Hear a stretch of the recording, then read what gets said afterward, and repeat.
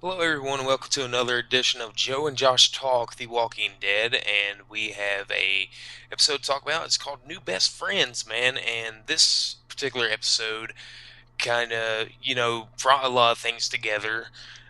We seen Rick get introduced to what we might as well just call them the Junkyard Kids, and Right. also we seen things going on in the kingdom, with Morgan and Daryl talking, and then also we seen Daryl and Carol reunites. A lot of good things, happening in this episode. And Josh, man, what do you think about it? It's a great episode overall. Things are moving along again. We're seeing more tensions continue to build, and things continuing to foreshadow this idea that there is going to be a major conflict between Rick and his allies, whoever those may be. Some groups are on the fence about working with him. Some people are definitely in. But now we're seeing that in all these situations, there is this sort of uprising going on. We were talking before about how the people at the hilltop were ready to fight, despite Gregory not being ready. And now we're seeing in this episode, even though Ezekiel seems determined to keep the peace and not go to war, a lot of his people, including Richard, are planning to Right. attack the Saviors. And we even saw Morgan, who has been kind of on Ezekiel's side of things, saying, we shouldn't try to go to war. Maybe we could just kidnap Negan or do some sort of other tactic. And we even see him during this Savior's drop off segment, actually intervening in a situation. Right. When the character, I think his name is Jared, is having a conflict with Richard, they had problems before. We actually see Morgan intervene. So there's definitely an uprising going on, and it's interesting to see who's getting on board and who is not on board. One person who is definitely on board is Daryl. Oh yeah, he's ready, man. He's like, enough talk. Let's just do it. You know. And like during this episode, you kind of really see, Daryl just, I think after him being caught up in the Savior's compound, pretty much like he came out changed. You know Right. what I mean? And now he's just like, I'm ready. Let's go get these guys. We have the people. Let's just all come together, eliminate the Saviors, and let's live the lives that we want to live. Right. And I do want to point this out. I did predict that Daryl and Richard would end up having some dialogue, He called it, ladies and gentlemen, and that it would last involve week. Carol. And this was a great way to bring Carol back into the show. I kind of saw where they were going with this, and we actually see Richard and Daryl planning, to attack the Saviors as they're driving by. And Richard admits, he's like, "Well, I left a trail to this house," and he's like, "There's a woman living here." And of course, Daryl immediately thinking, "Well, who is it?" Because he talks to Morgan earlier, and they have the dialogue. They know each other. It was Daryl and Aaron who actually brought Morgan back to Alexandria in the first place when he was looking for Rick.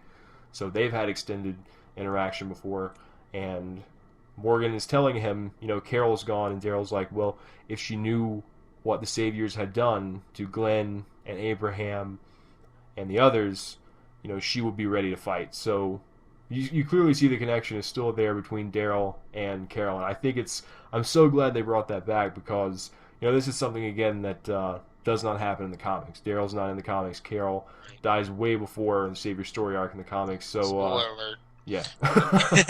But yeah, But yeah, it's a great thing to see that the writers are giving them more screen time together, and they're actually reuniting. Seems like a really nice moment in the show. yeah, most definitely. And one thing that we did see, um, Daryl not telling Carol what happened to Glenn and Abraham. And a lot of people were asking why. Why didn't he tell her? And I think this is my theory. I think it's because Daryl legitimately cares for Carol. He understands what she's trying to do, like live life in peace, doesn't want to be a part of it anymore. So he knew like if he did tell her that she'd be right up, ready to grab arms and like let's go. But Right. instead of doing that, he wanted to still trouble her more and have her go through guilt because she'll probably think like, well, if I would have been there, things could have been different or something. He just saved her that and just let her continue to live her life.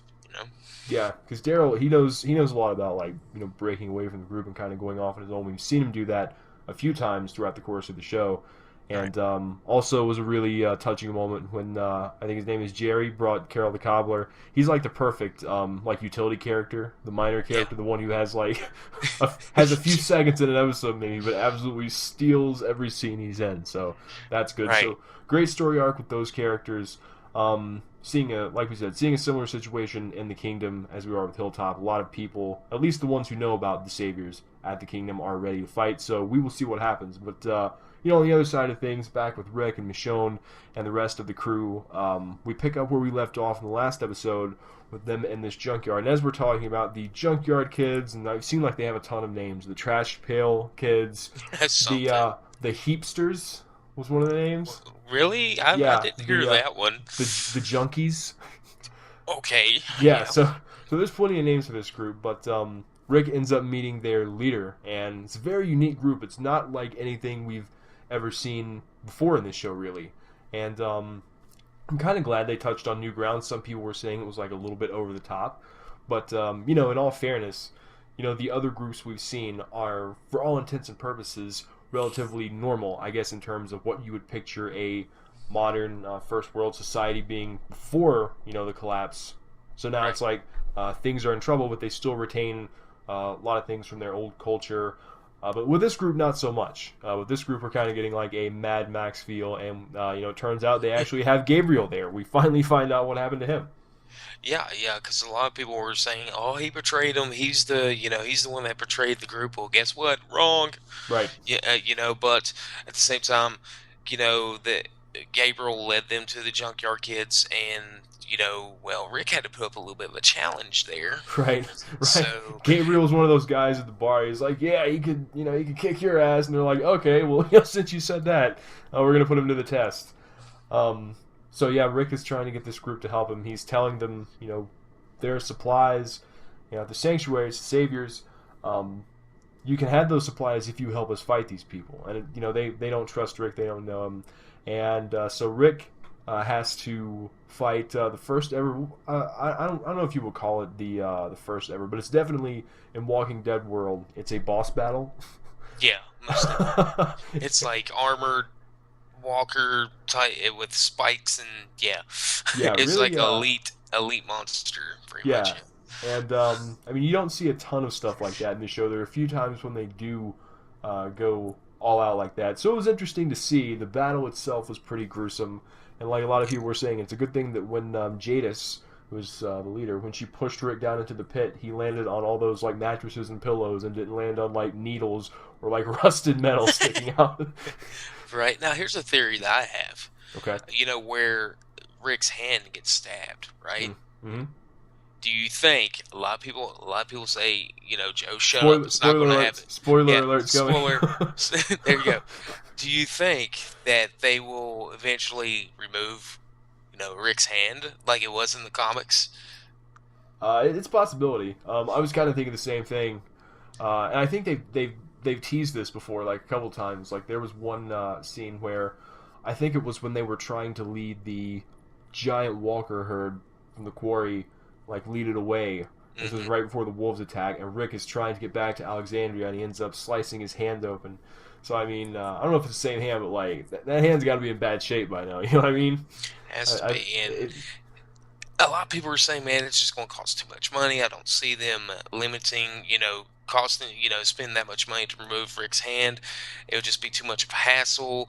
They don't want to limit his ability, like during a time of like fighting the saviors. I mean, I don't know. It's hard to tell. Or it could, by the end of this thing, maybe Negan could chop it off or something. Who knows, man? Who yeah, knows? They can go so many directions with this because, as we know, people that have read the comics and stuff, the comics are way different than the show. So yeah. it'll be interesting to see what they do. Yeah, one thing we do want to mention is Rosita getting a full blown heel turn. It seems. Yeah, man, she's just turned total like witch with the capital B mode. Yeah, You know, she just completely verbally shuts down Sasha in an earlier episode, and then kind of gives Tara the same treatment. And it's like I understand, she she's lost. delayed.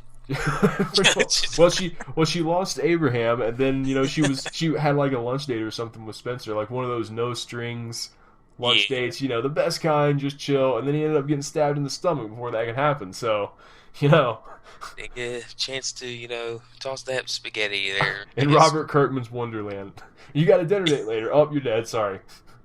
right? It's that's the good thing about Robert, man. I mean, he's just, he gets you thinking one thing, and then he's like, "Ha, got you," and just throws like a total curveball in there to catch us off guard. So I'm anxious to see what they do, man, from here on out. This is great. This is really building up to what we're waiting for, and it's gonna be awesome. It's going to be awesome indeed. And I guess that's going to do it for this episode. Next week's episode is going to be pretty great from the previews. It apparently takes place, or it seems to take place primarily at the sanctuary. So, yeah, cannot wait for that because the big question remains, who let Daryl escape? Was it Dwight? Was it Sherry? Was it someone else? So Exactly. Good point. Good point. So maybe we'll find out. And man, it's going to happen this Sunday. So we'll be back next week with another edition of Joe and Josh Talk, The Walking Dead. Hopefully, you all have enjoyed, and we'll catch you next week. catch you next time.